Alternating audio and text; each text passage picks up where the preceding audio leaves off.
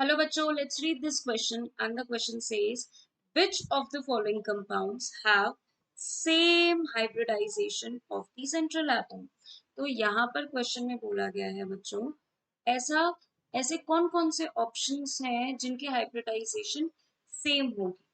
तो यहाँ पर जो की कंसेप्ट हमारा आता है, जो की कंसेप्ट हमारा निकल कर आता है वो क्या है बच्चों? Steric number formula. क्या है बच्चों? Steric number formula. देखिए स्टेरिक नंबर मेथड से क्या होता है कि हम हाइब्रिडाइजेशन निकाल सकते हैं उसका फॉर्मूला लगा के।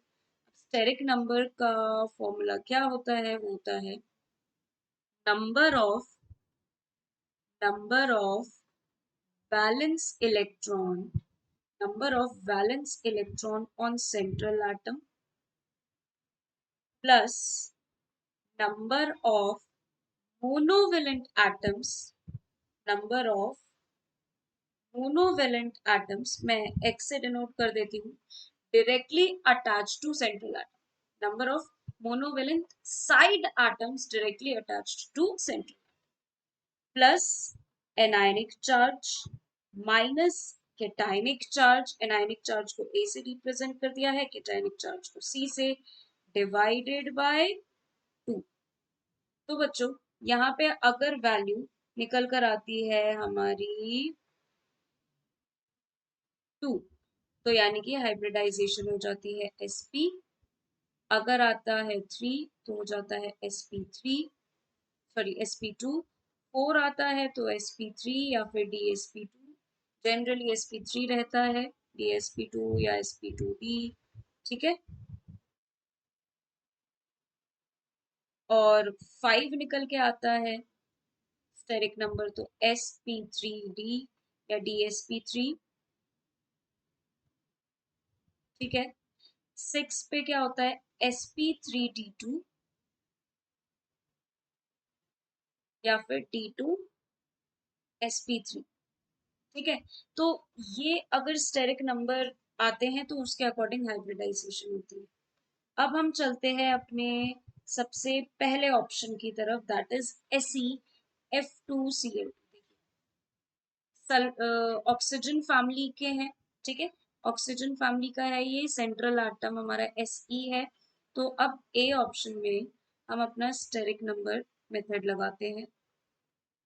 बैलेंस इलेक्ट्रॉन कितने होंगे इसके पास बच्चों? काउंट करिए। ऑक्सीजन फैमिली का है तो ऑक्सीजन फैमिली का क्या होता है बच्चों? NH2NP4। तो यहाँ पे बैलेंस इलेक्ट्रॉन 6 है, प्लस मोनोवेलेंट एटम्स कितने हैं? 1 2 3 4। 4 है बच्चों मोनोवेलेंट एटम्स जो डायरेक्टली अटैच्ड है। कोई कैटायनिक एनायनिक चार्ज नहीं है, डिवाइडेड बाय 2। तो ये 6 + 4 10 divided by 2 that is 5। Steric number 5 आ रहा है। हम बस स्टेरिक नंबर मैच कर लेते हैं, जिन जिनके स्टेरिक नंबर सेम आ रहे होंगे मतलब उनके हाइब्रिडाइजेशन सेम। बी ऑप्शन की तरफ चलते हैं बच्चों। I3 माइनस सेंट्रल एटम, इसमें एक आयोडीन होगा और उसके वैलेंस इलेक्ट्रॉन 7। दो और है, मतलब साइड एटम्स की तरह दो आयोडीन और है तो +2। एंड एक एनायनिक चार्ज है तो +1 डिवाइडेड बाय 2, यानी कि 10 डिवाइडेड बाय 2 5। ठीक है। उसके बाद ऑप्शन सी पर चलते हैं। ऑप्शन सी पे है BeCl2। तो BeCl2 का जो हमारा स्टेरिक नंबर मतलब फॉर्मूले में जब हम लगाएंगे तो क्या आता है देखिए। बेरिलियम एस ब्लॉक का है और कौन से ग्रुप का है? ग्रुप 2। तो बैलेंस इलेक्ट्रॉन होगा 2 + 2 डिवाइडेड बाय 2, क्योंकि side atoms monovalent side atoms कितने हैं? 2 हैं। तो ये आ गया 4 डिवाइडेड बाय 2 दैट इज। अभी तक देखिए बच्चों ए और बी दो ही ऑप्शंस के सेम स्टेरिक नंबर आ रहे हैं। ऑप्शन डी की तरफ चलते हैं। XeF3+। जेनॉन जो है हमारा ग्रुप 18 का एलिमेंट है, तो इसके वैलेंस इलेक्ट्रॉन 8 होंगे, +3 मोनोवेलेंट एटम -8, मतलब क्यों? क्योंकि एक केटायनिक चार्ज डिवाइडेड बाय 2, या 10 डिवाइडेड बाय 2 दैट इज 5।